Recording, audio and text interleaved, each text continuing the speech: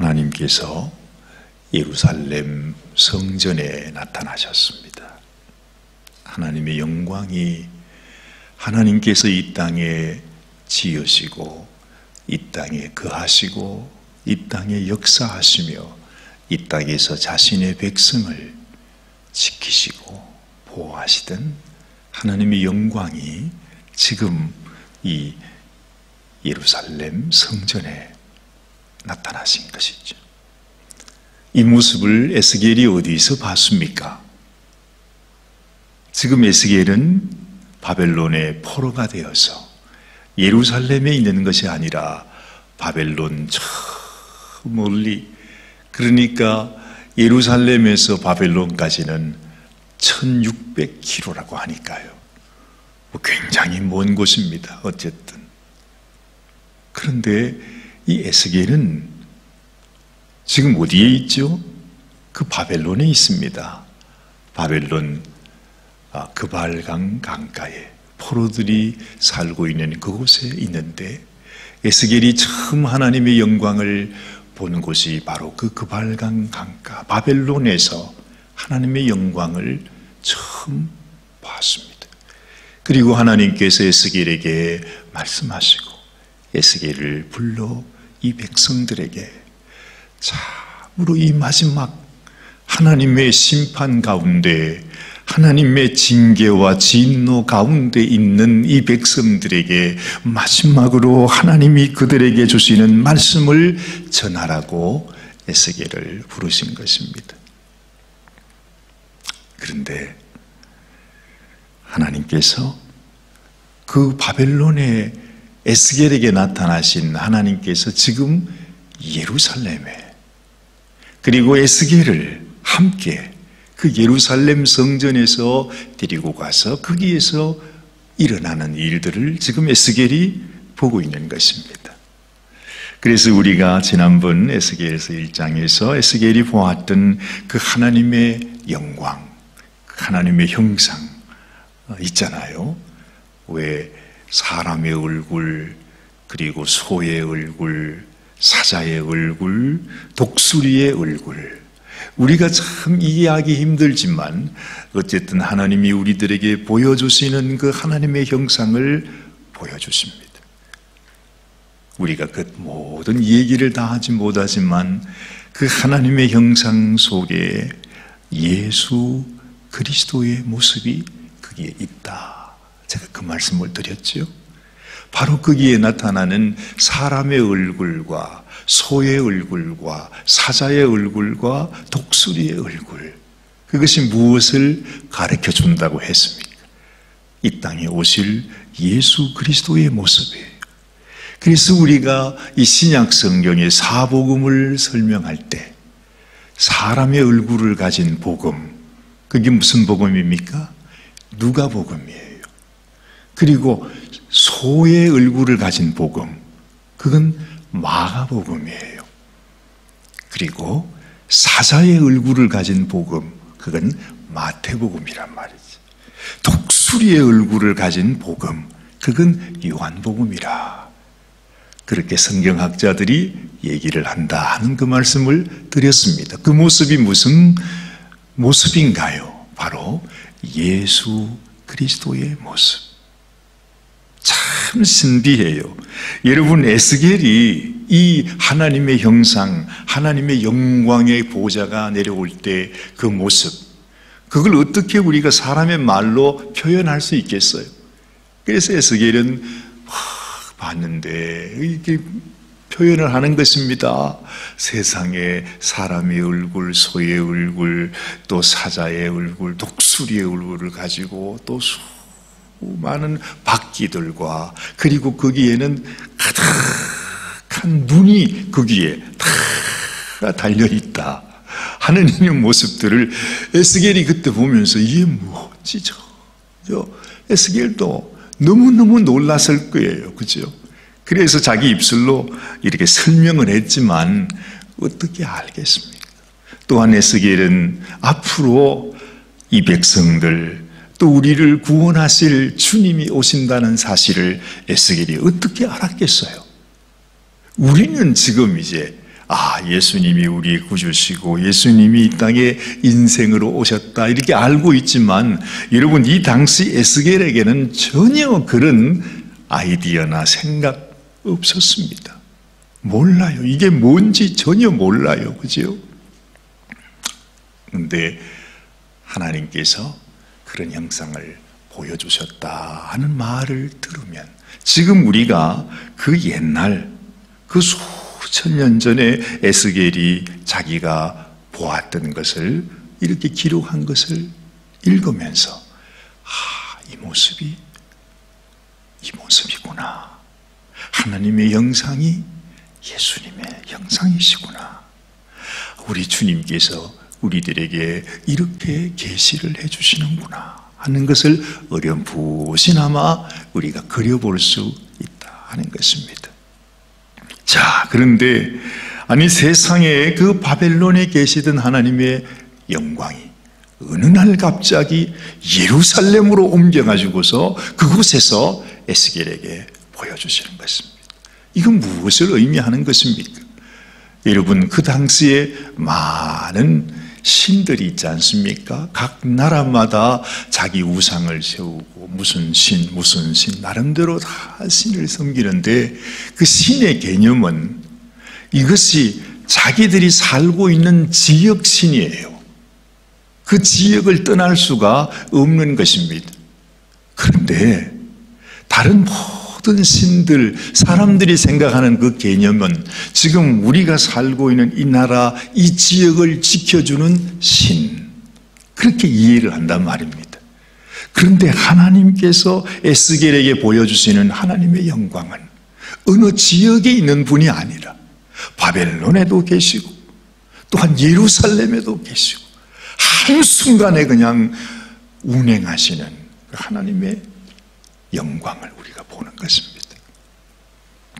다시 말하면 모든 만물, 모든 열방, 온 세계를 주장하시고 다스리시고 그 모든 세상 가운데서도 하나님이 주목하시는 것은 하나님의 백성, 하나님의 선택한 그 나라를 지켜보시는 그 하나님을, 그런 하나님을 우리가 여기에서 발견한다는 것이죠. 그런데 너무너무 안타깝게도 이 백성들이 하나님께서 에스겔에게 보여주셨지요.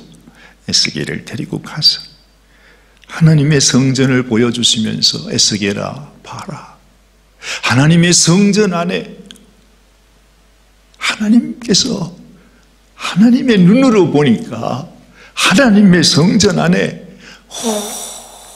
모든 곳이 다 우상으로 가득 들어차 있었다는 거잖아요. 하나님이 너무너무 안타까워서 에스겔에게 그걸 보여주는 것입니다. 성전 벽, 성전의 모든 곳에 온 우상들의 벽화로 가득 들어차 있는 모습을 보는 것이고, 그 성전 중앙에는 아주 그 질투를 격발하는 우상, 이런 것들을 하나님께서 에스겔에게 보여주시는 것입니다.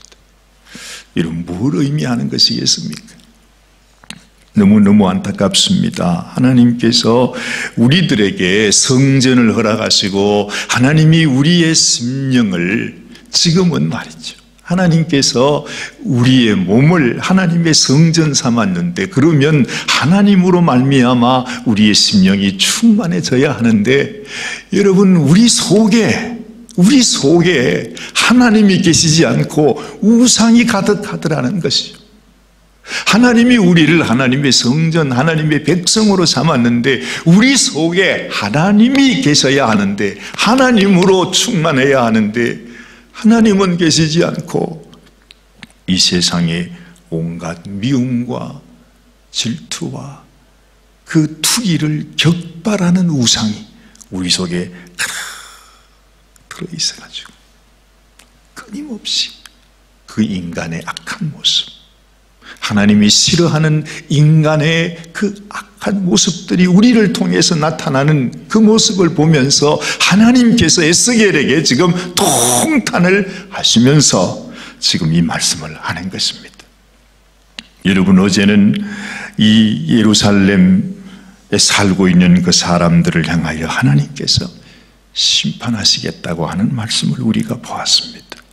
오늘 2절 말씀 보니까 하나님이 가는 베옷 입은 사람에게 일러 가라사대 너는 그릇 및 바퀴 사이로 들어가서 그 속에서 숯불을 두 손에 가득히 움켜가지고 성읍 위에 흩어라 하시매 그가 내 목전에 들어가더라. 그래요. 자, 여러분, 어제도 가는 베옷 입은 분, 이분이 누구라고 했죠? 이분이 바로 우리 주님이시다. 천사들이 있는데 하나님께서 그 천사들에게 살육하는 기계를 주셨어요. 그래서 그 예루살렘 성전이 돌 하나 돌 위에 남지 않고 정말 그 피가 강같이 흐르는 그 엄청난 그러한 심판을 받게 되잖아요. 그 가운데서 가는 베옷 입은 분, 바로 우리 주님은 하나님, 이 백성 가운데 아직까지도 하나님의 마음을 품고 하나님의 마음을 알고 이 백성이 하나님 앞에 가증한 죄를 짓는 것을 통탄해하면서 애통해하면서 눈물 흘리는 그 내 백성이 아직도 있습니다. 그러면서 주님께서 먹그릇을 차시고 그 먹을 가지고 그 하나님의 심정, 하나님의 마음을 가진 자의 이마에다가 표시를 했다. 그래서 이 살육하는 천사가 주님께서 인을 쳐놓은 하나님의 백성, 하나님의 마음을 가진 자는 손대지 못하도록 하셨다. 여러분, 우리 주님께서요, 하나님이 세상을 이렇게 심판을 하셔도 주님은 끊임없이 우리를 보십니다. 주님의 보좌에 눈으로 가라 그랬죠. 그 무엇을 가리킬까요? 사람들은 전지하신 하나님, 전능하신 하나님, 모든 것을 다 아시고 보시는 하나님을 가리킨다고 말씀하지만 제 마음에는 그런 생각이 들어요. 하나님은 마지막 순간까지 이 백성들 가운데 하나님의 마음을 가지고 살아가는 그 한 영혼이 있는가를 주님은 살펴보고 계시는 거예요. 이 간악한, 정말로 이 완악하고 패역한 이 백성 가운데 단 한 영혼이라도 하나님의 마음을 알고 하나님의 말씀을 순종하는 그 영혼이 있다면 하나님은 그 영혼을 건져주시기를 원하는 것입니다. 여리고 성이 무너질 때 하나님께서 하나님을 기억했던 한 여인 라합을 기억하시고 끝까지 그 여인과 그 가족, 그리고 그 여인과 함께하는 그 사람들을 구원해 주셨듯이 이 마지막 심판의 순간에도 하나님은 단 한 사람, 하나님을 기억하고 하나님의 마음을 품고 주님 앞에 동의하는 그 한 사람을 살리기를 원하신다 하는 것입니다. 그런데 여러분, 우리가 에스겔서 9장에서는 이 가는 베옷 입은 분이 주님께서 우리의 이마에 인을 쳐 주셔서 우리를 살려주셨는데, 지금 에스겔서 10장에는 오늘 말씀에 가는 베옷 입은 사람에게 하나님께서 이렇게 말씀하십니다. 너는 그룹 및 바퀴 사이로 들어가서 그 속에서 숯불을 두 손에 가득히 움켜가지고 성읍 위에 흩어라, 그렇게 말해요. 이건 뭘 말하느냐 하면, 여러분, 예루살렘 성전을 하나님께서 불로 심판하실 것을 보여주고 있는 것입니다. 실제로 그렇게 이 예루살렘 성전이 바벨론 군대들을 통해서 불타 없어졌습니다. 완전히 회파되어지고 말았어요. 그런데 그 불을 흩어 뿌리신 분이 누구시라고요? 우리 주님이세요. 주님은 우리를 구원하시는 구원주이시기도 하지만 우리가 꼭 기억하실 것은 이 주님의 은혜를 알지 못하고 우리를 향하신 하나님의 연애와 하나님의 사랑을 깨닫지 못하고 끝까지 순종하지 않고 끝까지 목을 곧게 해서 완악하고 패역한 자들, 하나님께서 심판하시는 심판주이시라는 사실도 우리가 기억해야 합니다. 그래서 하나님이 우리를 구원하시려고 할 때, 은혜를 베푸실 때 정말 지금이 구원의 날이다, 지금이 은혜 받을 때라고 말씀하실 때 우리가 그 구원의 은혜를 받는 것이 얼마나 소중한지 몰라요. 언제까지나 우리가 이것이 허락된 것이 아니라는 것이죠. 하나님께서 정하신 그 때가 지나면 우리 주님은 이 주님의 은혜와 사랑을 저버린, 하나님의 이 사랑과 이 은혜를 끝까지 거역한 그들의 원수가 되셨어. 그들을 심판하신다고 하는 사실을 우리는 늘 기억해야 합니다. 지금 이 순간에 에스겔에게 말씀하셨던 이때는 예루살렘 성전이 무너진 때가 아니에요. 아직도 여러 해가 남았어요. 그렇죠? 근데 하나님께서 지금 에스겔에게 그 예언을 하고 계신 거잖아요. 그때까지도 에스겔은 그걸 보지 못했지만 우리는 알아요. 이 말씀대로 그대로 이루어졌고 예루살렘은 그렇게 회파되었고 그 예루살렘의 모든 백성들이 얼마나 큰 심판을 받았는지를 우리는 안다 이 말이죠. 그래서 너무너무 마음이 안타까운 거예요. 어찌 보면 이 이스라엘 백성, 예루살렘에 사는 이 백성들에게는 그야말로 하나님의 심판으로 모든 것이 다 끝이 나고 말았지만, 여러분, 하나님께서 우리들에게 지금 이 말씀을 우리들에게 지금 주시는 것은 이 하나님께서 이 백성을 심판하셨던 이 심판이 이스라엘 백성들에게는 우리가 끝이구나, 우리가 심판을 받았구나, 이제는 우리가 하나님 앞에 더 이상 은혜라 긍휼을 입을 수가 없구나, 우리는 완전히 끝이구나, 그렇게 생각했지만 벌써 지금 얼마나 많은 세월이 흘렀습니까? 수천 년이 지난 뒤에 우리가 이 역사를 보고 있는 거예요. 이것이 끝이 아니라 하나님은 이 이스라엘의 역사를 통해서, 이 예루살렘의 심판을 통해서 우리들을 교훈하시기 위해서 지금 이 말씀을 하시고 계시는구나 하는 것을 알게 되는 것입니다. 하나님께서요, 우리를 심판하셔도 하나님께서 우리를 향해서 어찌하든지 이것을 통해서 앞으로 우리 세대에, 우리의 심령, 우리들이 하나님 앞에 돌아오도록 하기 위한 하나님의 은혜에, 하나님의 놀라운 구원의 방법이었다는 사실을 또한 깨닫게 되는 것입니다. 어떤 교훈을 받게 되느냐 하면, 여러분 삶 속에 불같은 시험이 다가올 때가 있어요. 내가 도무지 감당할 수 없는 불로 연단하는, 그야말로 불 속에 집어넣어서 우리를 연단하는 그런 과정들이 우리의 삶 속에 많이 있다는 거예요. 우리가 생각해 보면 정말 하나님이 계시면 이럴 수가 있을까? 하나님 앞에 그냥 원망이 절로 나올 만큼 그런 어려운 시련을 당할 때가 있다 이 말이죠.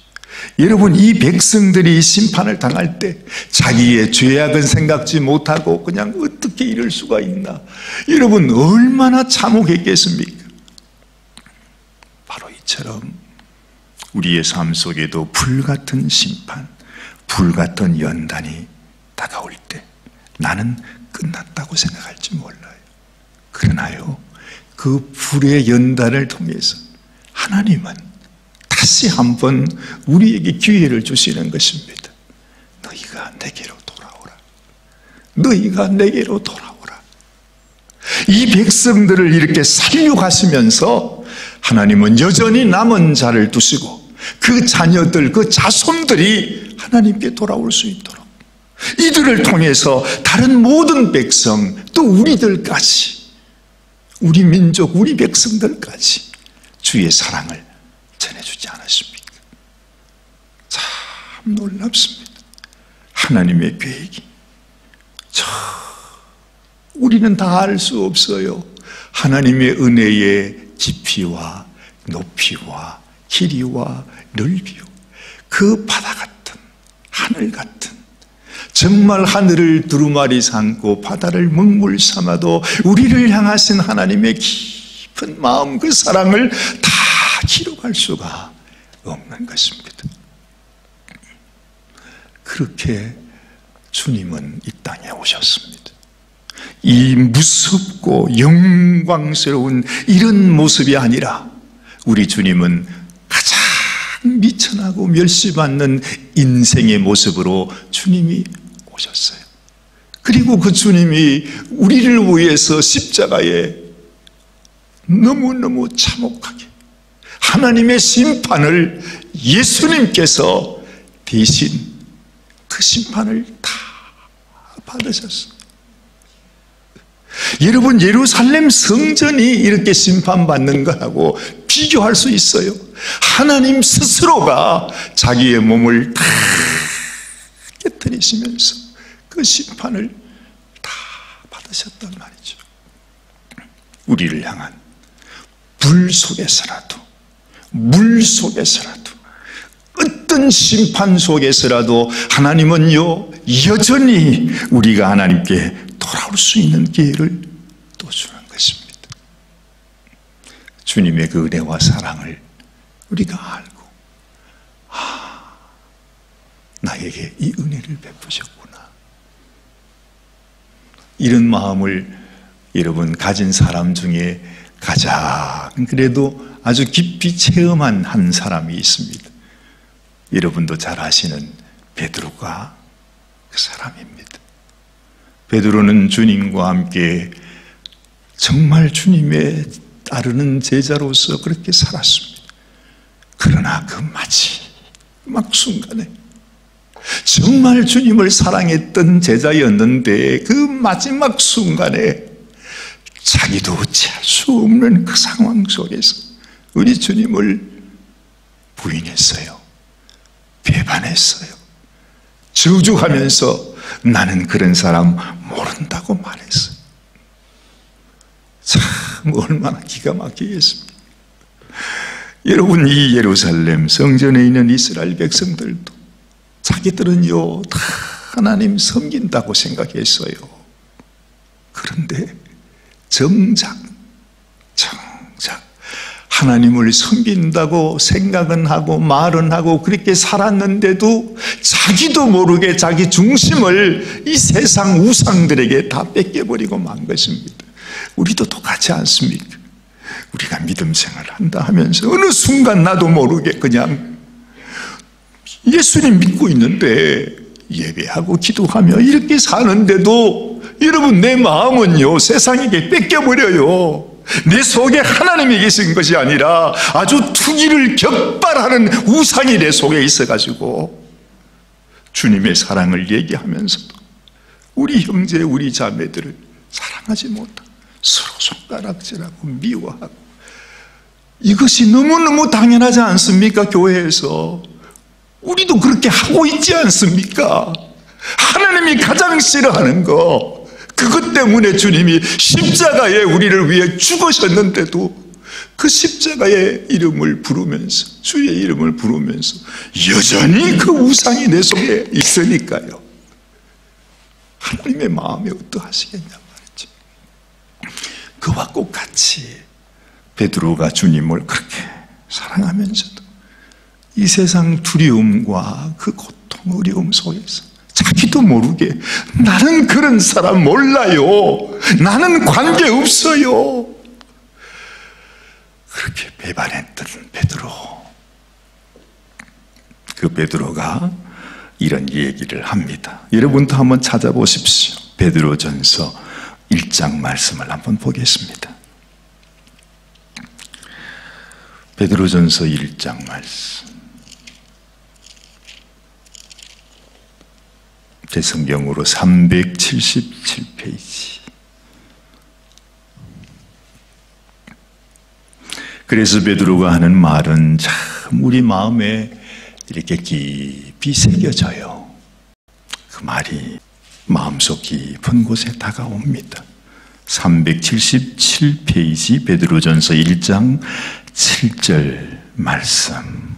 우리에게 왜 이 불의 연단이 있는가? 그런 이렇게 말합니다. 자, 우리 6절부터 한번 읽으십시다. 6절부터 우리 9절까지만 보십니다. 그러므로 너희가 이제 여러 가지 시험을 인하여 잠깐 근심하게 되지 않을 수 없었으나 오히려 크게 기뻐하도다. 너희 믿음의 시련이 불로 연단하여도 없어질 금보다 더 귀하여 예수 그리스도에 나타나실 때의 칭찬과 영광과 존귀를 얻게 하려 함이라. 예수를 너희가 보지 못하였으나 사랑하는도다. 이제도 보지 못하나 믿고 말할 수 없는 영광스러운 즐거움으로 기뻐하니 믿음의 결국 곧 영혼의 구원을 받음이라 말합니다. 베드로가 잘 합니다. 정말 우리의 인생이, 우리의 삶이 불을 뿌리는 것 같아요. 하나님께서, 예수님께서 네가 불을 취해서 이것을 예루살렘 성전에 뿌리라. 그건 예루살렘 성전의 마지막을 의미하는 것이었습니다. 그런데 그 속에 하나님은 그 예루살렘 성전의 멸망을 통해서 우리들에게 하나님의 은혜와 또한 하나님의 심판 다시 증거해 주시는 것입니다. 베드로의 인생 속에서 자기를 찾아오신 예수님을 보면서도 그 예수님을 부인한, 정말로 우리에게 다가온 이 시험이, 이 시련이 불로 연단하는 것 같아도 결국에 하나님께서 그 불의 연단을 통해 원하는 것은 우리의 영혼이 구원을 받는 것이다. 정말 하나님의 그 은혜와 사랑을 내가 깊이 알았어. 하나님이 원하시는 그 믿음의 사람, 하나님의 은혜를 진실로 아는 사람, 그래서 주님께서 우리를 위하여 십자가를 지신 것처럼 우리도 진실로 하나님의 말씀을 따라 순종하면서 살아가는 그 인생이 되기를, 그래서 하나님의 영광의 보좌에 주님과 함께 앉는 참 믿음의 성도가 되는 것을 우리 주님은 원하시고 계신다는 사실을 우리가 오늘 이 말씀을 통해서도 우리 마음에 깊이 기억하면 좋겠습니다. 여러분의 삶 속에 불의 연단이 있을 때 오히려 하나님 앞에 감사하십시오. 하나님, 나는 이렇게 태워지고 이렇게 녹아지고 이렇게 깨어지더라도 나의 영혼 진실로 하나님 앞에 구원받는 자 되기 원합니다. 진실로 하나님의 사랑 앞에 나아가는 우리의 인생이 되기를 원합니다. 고백하는 저와 여러분들이 되시기를 주의 이름으로 축원합니다. 기도하십시다. 하나님 아버지, 참으로 우리를 향하신 하나님의 그 사랑은 때로는 불같은 시련으로, 참으로 불같은 심판으로 우리에게 다가올 때가 있습니다. 우리 인생 가운데도 우리가 끊임없이 이런 시련과 시험을 만나며 삽니다. 우리 힘으로는 감당할 수 없는데 왜 하나님께서 우리에게 이런 고난을 주시는가? 정말 너무 어렵고 힘들고 참담하지만, 그러나 그 불의 연단함을 통해서 하나님께서 우리의 심령에 이 숯불을 뿌려줌으로 인해서 하나님, 우리가 하나님의 사랑을 깊이 알고 진실로 하나님의 마음을 아는 자가 되어 주님 앞에 나오기를 원하는 우리 주님의 마음을 깨닫습니다. 하나님, 오늘 이 아침에도 진실로 우리의 삶 속에, 우리의 심령 속에 여전히 남아있는 우상들이 있습니까? 여전히 남아있는 순종하지 아니하는 마음이 있습니까? 미워하는 마음이 있습니까? 투기를 격발하는 마음이 있습니까? 그런 우상이 우리의 심령에 자리 잡고 있지는 않습니까? 하나님이여, 주님께서 우리의 심령을 불로 태우시고 불로 지지시고 주님 우리에게 이 불의 연단을 통하여 우리의 심령이 변화될 수 있도록 하나님 도와주시옵소서. 진실로 하나님 앞에 우리 주님을 사랑하고 주님께서 우리에게 보여주신 그 순종의 모습을 따라 우리도 순종하며 하나님께 영광 올려드리는 우리의 삶, 우리의 심령이 되게 하여 주시옵소서. 어느새 토요일 아침입니다. 하나님, 우리 주님, 당신께서 우리의 심령을 만져주시기를 원합니다. 불로 아니면 물로 주님 우리의 심령을 씻기시고 태우셔서 참으로 주님이 원하시는 모습으로 설 수 있도록, 나아갈 수 있도록 은혜를 베풀어 주시옵소서. 우리 주님께서 오늘 이 아침도 당신을 사랑하고 사모하는 당신의 귀한 종들을 친히 안수하시고 축복하시고, 아버지여, 우리의 심령 속에 친히 어루만지시며 우리를 사랑한다 말씀하시는 우리 주님께 더 가까이, 더 깊이 주님의 사랑 안에 묻혀 살아가는 저희들이 되게 하여 주시옵소서. 하나님 은혜 감사드립니다. 우리 주님께서 축복하여 주심을 믿사옵고 우리 주님 예수님의 귀하신 이름 의지하여 간절히 축복하며 기도드리옵나이다. 아멘, 아멘.